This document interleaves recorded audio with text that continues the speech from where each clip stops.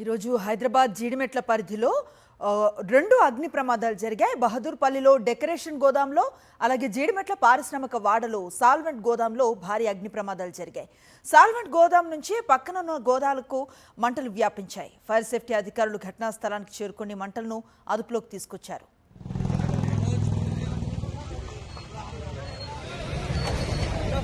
ఘటనా స్థలం నుంచి మరింత సమాచారం మా ప్రతినిధి సుస్మిత అందిస్తారు. జీడిమెట్ల పారిశ్రామిక వాడలో భారీ అగ్ని ప్రమాదం చోటు చేసుకుంది. ప్రస్తుతం మనం చూస్తున్న ఏదైతే గోదాంలో స్క్రాప్ గోదాంగా కూడా తెలిసింది.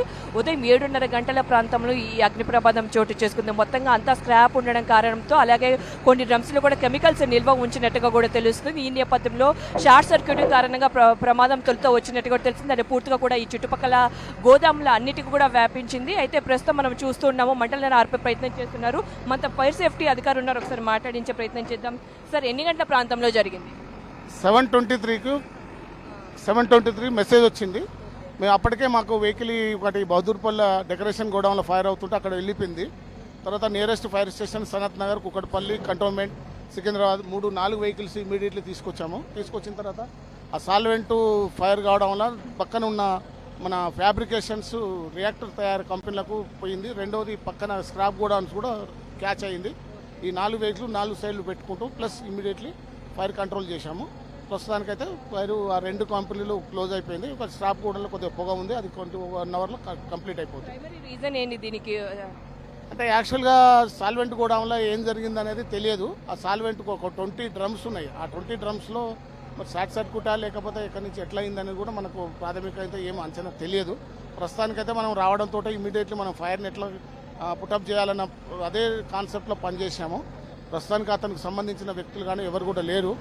పక్కన మన ఫ్యాబ్రికేషన్స్ హనుమాన్ ఇండస్ట్రీస్ అని వాళ్ళకు కూడా చాలా హెవీ లాస్ అయిపోయింది. తర్వాత ఈ పక్కన ఉన్న ఈ స్క్రాప్ గోడౌన్లో కొద్దిగా స్మోక్ ఉంది. ఒక 1 అవర్లో కంప్లీట్ అయిపోతుంది.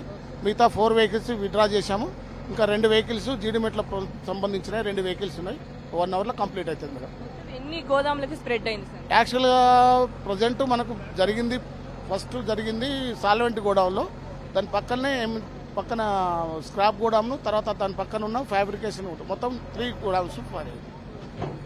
అంటే ఇక్కడ ఇటువంటి ఇంత పెద్ద పారిశ్రామిక వాడైనప్పుడు ఫైర్ సేఫ్టీకి సంబంధించిన నిబంధనలు పాటించాలి. ఎక్కడ కానీ ఇక్కడ కనిపించవు. ఏమైనా చర్యలు తీసుకుంటూ ఉంటారా? చెకింగ్స్ చేస్తూ ఉంటారా? ఈ రంగారెడ్డి నగర్ ప్లస్ ఇది గంపల బస్ అనేది మొత్తం ఇల్లీగల్ బిజినెస్ ఇవంతా. తర్వాత వీని ఎవరు కూడా మనకు రెస్పాండ్ కారు, ఎవరు ఉండరు.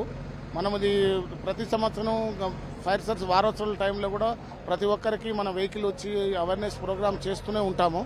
కానీ ఎవరు కూడా దీనికి మనకు రెస్పాండ్ కారు. ఈ లోకల్ బస్తీలో మనం వాళ్ళతోటి ఎన్నిసార్లు చెప్పినా కూడా సేమ్ ఇదే సిచ్యువేషన్. గతంలో జస్ట్ 2 months కింద కూడా సేమ్ ఫైర్ అయిపోయింది. ఆ రోజు కూడా తెల్లవారులు 4 వెహికల్స్ పనిచేయవలసి వచ్చింది. పక్కన 2 గోడౌన్స్ అక్కడ కూడా ఫైర్ అయిపోయింది. ఈ గంపల బస్తీలు అనేది ఇల్లీగల్ అంతా మెటీరియల్ డంప్ చేస్తారు. ఈ మధ్యకాలంలో డీసీపీ గారు కూడా ఇండస్ట్రీలతో మీటింగ్ పెట్టారు. ఆ మీటింగ్ పెట్టినప్పుడు కూడా అందరు కూడా హెచ్చరించినా కూడా వాళ్ళు చేసే పని వాళ్ళు చేస్తున్నారు. సో పూర్తిగా కూడా 3 గోదామ్స్ లో అంతా కూడా ఆస్తి నష్టం వాటినట్టు కూడా తెలుస్తుంది. ఎటువంటి అవేర్నెస్ కల్పించినప్పటికీ కూడా ఇక్కడ ఎటువంటి ఫైర్ సేఫ్టీకి సంబంధించిన నిబంధనలు పాటించడం లేదు కూడా అయితే అధికారులు చెప్తూ ఉన్నారు. అయితే ఖచ్చితంగా కూడా పారిశ్రామిక వాడలో ఫైర్ సేఫ్టీకి సంబంధించి నిబంధనలు పాటిస్తే ఇటువంటి అగ్ని ప్రమాదాలు చాలా తక్కువగా జరుగుతాయని కూడా చెప్తున్నారు. అంతేకాకుండా ఎండాకాలం కావడంతో తగు జాగ్రత్తలు తీసుకోవాలని కూడా అధికారులు సూచిస్తున్న పరిస్థితి అయితే కనిపిస్తూ ఉన్నాయి. కెమెరా వెంకట్తో సుష్మిత, సాక్షి టీవీ, హైదరాబాద్.